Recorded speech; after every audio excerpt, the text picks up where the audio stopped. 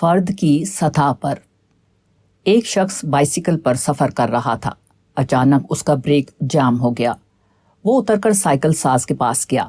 مسافر کا خیال تھا کہ جس مقام پر اس کا بریک جام ہوا ہے، سائیکل ساز اسی مقام پر ہاتھ لگا کر اس کو درست کرے گا، مگر سائیکل ساز نے ہتھوڑی لی اور بالکل دوسرے مقام پر ٹھونکنا شروع کر دیا۔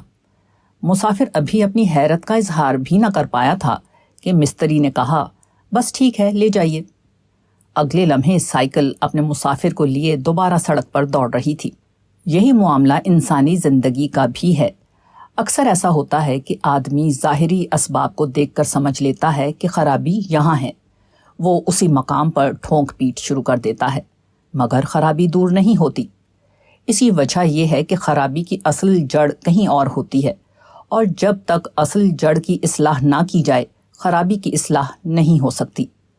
مثلاً قوم کے اندر اتحاد نہیں ہے، اس کے ساتھ ظلم ہو رہا ہے، لوگ آپس کے اختلاف میں غیروں سے مل جاتے ہیں، ان کی کوئی اجتماعی آواز نہیں ہے، وغیرہ۔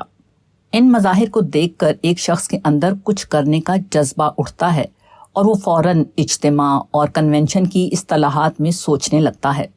اس کو کام یہ نظر آتا ہے کہ قوم کے افراد کو جمع کر کے پرجوش تقریریں کی جائیں، ریزولوشنز پاس کیے جائیں، وغیرہ۔ مگر یہ مسئلے کا حل نہیں، یہ گویا علامتوں پر محنت کرنا ہے، حالانکہ اصلی حل یہ ہے کہ سبب پر محنت کی جائے۔